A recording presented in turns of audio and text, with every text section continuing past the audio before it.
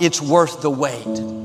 We all have things that we're waiting for, a dream to come to pass, problem to turn around, or to meet the right person. When it's taking longer than we thought, it's easy to get discouraged, to become impatient, and think, when is it ever going to happen? But sometimes it's not happening because we're not prepared for what God has prepared. You're ready for what you have in mind, but if you could see what God has in mind, you would realize you couldn't handle it right now. You need more time to grow, to develop, to gain experience. And the scripture says, let patience have its perfect work. Patience is developed in the weight room. When I was playing sports in high school, the coach would have us spend an hour a day lifting weights. I didn't want to do that. I wanted to play basketball. That seemed like a waste of time. But in that weight room, we were getting stronger, building endurance so we could succeed on the court. And before you see what God promised, before you get on the court, God will send you to the weight room, W-A-I-T. You may not like it. You don't see anything happening. Other people are in the game, making progress. You're stuck waiting. But that time in the weight room is critical. You may not see anything changing, but something is happening. Patience is working. Your spiritual muscles are getting stronger. You're growing, developing. Patience is building you, getting you prepared so you can sustain what God has coming. Don't discount the waiting periods. Don't get discouraged because it's not happening as fast as you would like. The longer it takes, that means the more God has in store. When it's your time, when He knows you're ready, what you give birth to is going to be much bigger than you've imagined. Hebrews says, you have need of patience so you can receive the promises. We know we need to have faith. We know we need to believe. Those things seem obvious. But this says we need patience if we're going to see promises come to pass. Maybe you've been praying, believing, being your best, but you don't see anything changing. You're tempted to live stressed. Have a new perspective. You're in the weight room. You're not missing out. You're not falling behind. God has you right where He wants you. That promise is right on schedule. Now do your part and wait with a good attitude, not upset, complaining. When is it ever going to happen? No, turn it around. Father, thank you that what you started in my life, you will finish. Thank you that what you promised is on the way. If you will wait with the right attitude, after patience has done its work, you're going to see promises come to pass. But we see waiting as negative. We don't like it. Nothing is happening. We're interested in the destination, but God is interested in the journey. He's working on us along the way.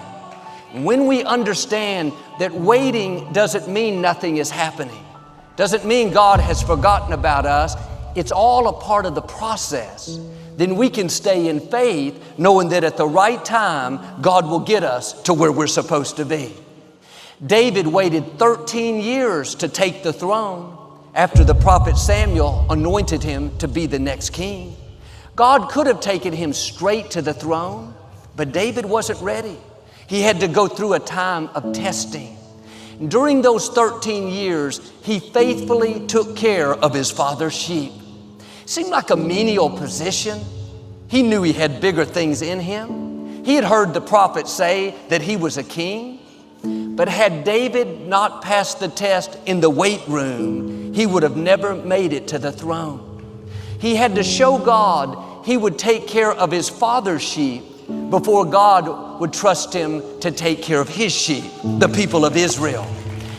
While you wait, be your best where you are. That's a very important time. God is watching to see if you're ready. And here's the key. If what you're praying about isn't changing, then God is using that situation to change you.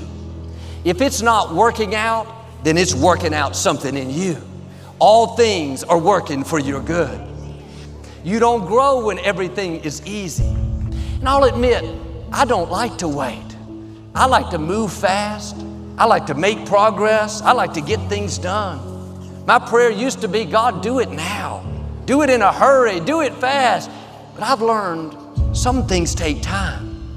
In that weight room, when you're doing the right thing, but nothing's changing, you have the promise, but you're not making progress, remember, something is happening. You're growing. You're developing. You may not like it, but you can't bypass the process. You can't skip the weight room and reach the fullness of your destiny. David said, God, my times are in your hands. It's very powerful when you can say, God, I not only trust your ways, but I trust your timing.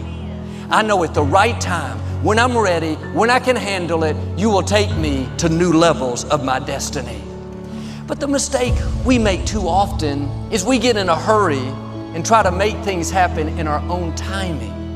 This is what the young man did in the story of the prodigal son. He went to his father and said, give me the portion of goods that belong to me. They were rightfully his. It was his inheritance. But a blessing given at the wrong time is not a blessing. Something may have your name on it. You know God has put it in your heart.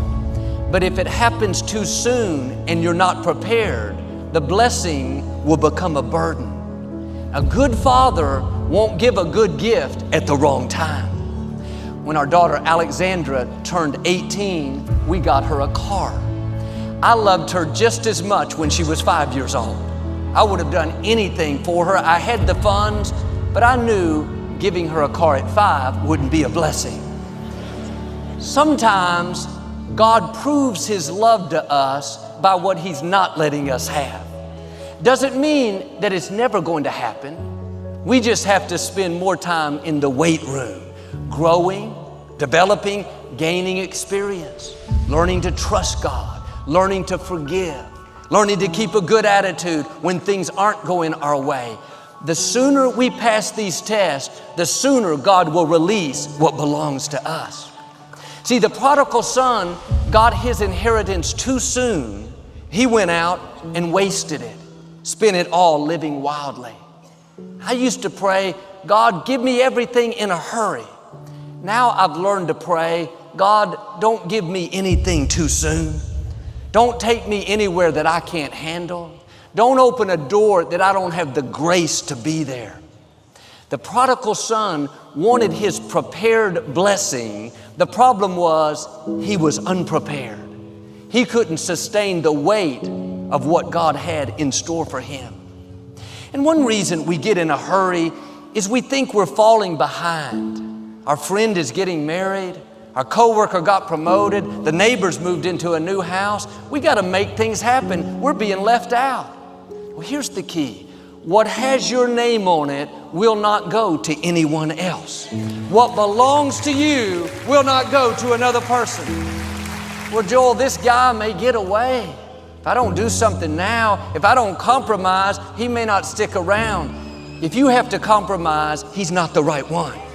God has somebody ordained for you, somebody better than you can imagine. You won't have to beg them to stay, talk them into calling you, convince them to spending time. They'll be so in love with you, you can't get rid of them. They'll treat you like a queen, like a king. Stay in that weight room. Be patient. You may be ready, but God's still working on the other person. David was out in the shepherd's fields when the prophet Samuel came to his house to anoint one of the sons as the next king. David's father, Jesse, didn't even bring David in. He thought, there's no way it's David, he's too young.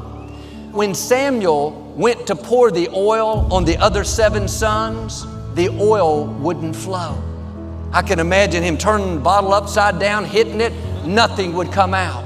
God was showing us, no matter how hard someone tries to get what's yours, they may manipulate, connive, ignore, leave you out. The oil is not going to flow to them. What has your name on it is coming your way. The person, the job, the house, the opportunity, the promotion cannot go to anyone else. That's why we don't have to live jealous or envious of other people. Well, Joel, my coworker got the promotion that I worked so hard for. They played politics. It wasn't fair. If it was supposed to be yours, you would have it. Stay in the weight room. Keep a good attitude. Keep growing. Keep passing the test. What God has for you is on the way. The reason it's taking longer is because it's much bigger, much more rewarding than you thought. When you see what God did, you'll say, it was worth the wait. When you see the person God brings into your life, somebody better than you've dreamed, you'll say, it was worth the wait. The contract didn't go through for the last house. You were disappointed. When you see the new door God opens, you're going to say, it was worth the wait. When we were trying to buy property to build a new sanctuary, twice the land was sold out from under us. I was disappointed. I thought the dream was coming true, but God sent me back to the weight room. Seemed like we were stuck. Out of nowhere, the Compact Center opened up. I didn't go after it, it came after me. I can tell you, standing here today, it was worth the wait. You couldn't pay me to take those other properties. This is what God had in mind, something more than we could imagine. Now maybe the door didn't open for you. The job, the position, the relationship didn't work out. That means God has something better. Stay in faith, and one day you'll see it was worth the wait. Psalm 37 says, don't be impatient for the Lord to act. Travel steady along His path. He will honor you and give you the land.